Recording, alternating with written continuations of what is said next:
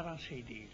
Mən hələ 44-45-ci ildə rəhmətli anama dedim ki, ay ana, axı bunları bu qədər ki danışırsa, mən bunların hamısını yığa bilmirəm. Dedi, bu cür yığa bilməyəcəksən. Get, elləri gəz, onda görərsən. Sonra belə oldu ki, bu Əzizə xanım mənə kömək elədi. Yəni, maddi kömək elədi ki, mən düşdüm Şirvan mahalının başından ayağına. Kənd və kənd gəzdim. Harada bayatı deyən vardısa, harada düzgü qoşan vardısa, və yaxud el şairi planı vardısa, bunların hamısını başladım bircə-bircə gəzib toplamağa. Mənə bir dəfə Türkiyədə sual verdilər ki, haçan Azərbaycan bayatıları, Azəri Türk bayatıdır. Çünki mənim orada çıxışım oldu bizim bayatılar haqqında. Haçan bunların toplanıb bitəcək bunların hamısı. Dedim, heç vaxt. Çünki indi də yaranır. Məmməd müəllim yaxşı bilir, çünki o əslində elə bir sənətlə məşğul olub ki, diyalektolog olub əslində. O toplayıcılıqla, şuurla məşğul olub.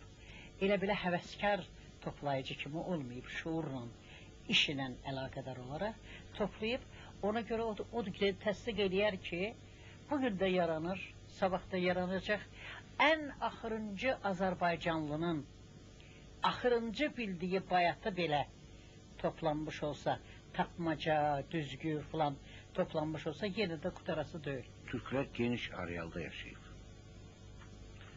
İndi deyək ki, bizim müvafiq bir bayatını, onun necə deyərlər, əmsi olur, o məzmunda, onu oxşayarın, gedib taparsan öz bəylərdə. Anadolu'nun başında, laf gelip Avrupa'da deyək ki, Qaqavuzlarda saparsan, oxşarım. Türk regionunda özü vaxtıyla bu gəzən olur, çox gəzib, çox gəzib. Da bilirsiniz ki, Köroğlu, misal üçün, hər yerə yayılıb Köroğlu, hər yerə yayılıb və müxtəlif variantları var. Bu, böyük regionun dili olduğuna görə, böyük regiona yayılmış xalqın olduğuna görə, bunun şəksiz ki, folkloru güclüdür, çox güclüdür. Bir də xarakter özü, maldar həyatı özü demək, yaradıb ki, adamlar yol gedə-gedə, yollar gedə-gedə, ondan sonra köşkdə, filanda daha çox sərbəst vaxtı olub. Maldarların sərbəst vaxtı çox olub. Bizim bu folklor da bu səbəbə görə təsir edib başqa xalqlara. Mən bir şeyin, keçən dəfə dedim Əzizə xanımlar ki, mən bir yasta oldum, onlar özlərində danışanda tatdır evdə, lahızdır, talışdır. Bunlar hərə özündə danışır. Amma mən ağlaşmanı eşitdim, ağıları, Qoy, bu nədir? Ancaq Azərbaycan ağlarını deyirlər bizim dildə. Halaydakı mahnılar. Bizim dildə deyirlər. Qalan sözü misalsın deyir ki, ay başıva dönüm, ay qadolum, ay bala. Bu sözü deyir öz dilində. Amma ağlar, mən bunu heyrətdə qaldım və 2 il bundan qabağa qədər də bilmirdim. Təsadüfi bir yasta müşahidə elədim. Sonra bir-ikisinə getdim, qəsdə gördüm. Deməli, bizim folklorumuz başqa xalqlara da təsirini də göstərir. O mənada ki, bütünlüklə keçirə bilirmiş. Məmmədin bir sözündə haqq var, o oxşarlıq, arealın genişliyi, oxşarlığı. Bizə Türk yazıçılarından birisi, İncə Məmmədin müəllifi gəlmişdi. Qonağım oldu mənim. Orxan Kamal. Hə, bəli.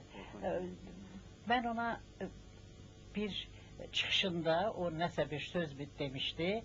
Dedim ki, Qaraca oğlan deyər yandım, Kəlamullah olsun andım. Əgər qibləmisən döndüm, dəxi sən handa, mən handa, bizi bir-birimizdən kim ayırır?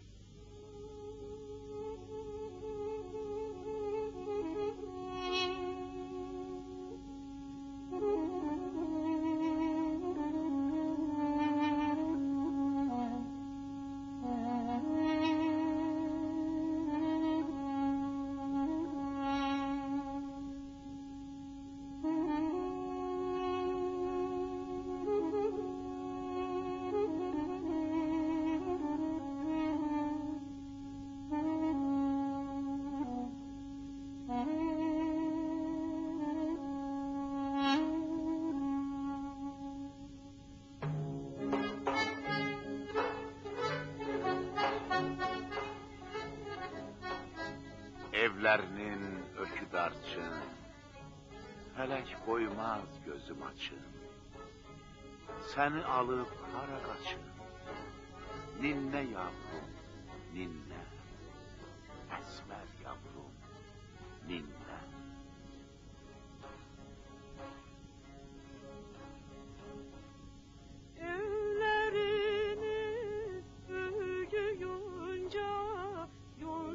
Kalkmış dam boyunca, boyu uzun, beli ince, ninne yavrum ninne, esmer yavrum ninne, ninne ninne. Boyu uzun, beli ince, ninne yavrum ninne, esmer yavrum ninne.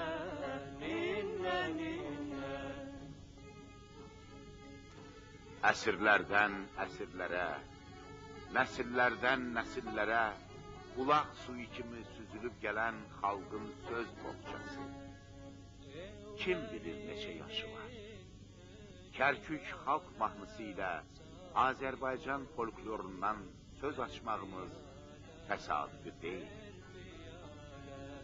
Yoldaş ola, düşək yola, ninne yavrum ninne, esmer yavrum ninne, ninne ninne. Yoldaş ola, düşək yola, ninne yavrum ninne, esmer yavrum ninne, ninne ninne. Aydın ki, bu Türk dünyasınındır. Bütün bu məhsullar Türk dünyasınındır. Ola bilər, məsələn, dərk bir şey Anadolu'da yaranıb, yoxsa elə bu Azərbaycanda yaranıb. Qaqavuzların elə bayatıları var ki, özdə onlar ona mani deyirlər. Buğallarda elə bayatılar var ki, ona hayla deyirlər. Məsələn, mən bir xanım tanıyırdım oradan, Aşıq Sənəm, ancaq bayatı deyirdi. Özdə qədim tambur çalırdı və deyirdi ki, tamburun 7 bəndi, bazardan aldım qəndi, kör olaydı gözlərim, gördü ürəyim yandı. Bunlar ayırmaq mümkün deyil folkloru. Deməli, Əzra xanım, bir şey də deyim ki, aydındır ki, bu mən nəyə görə deyirdim ki, bizdə daha deyək ki, o xas yaradıcılığı genişliyi zəngindir. Bayatı baxımından, bir də Koroğlu dastanı baxımından bizdə tamdır.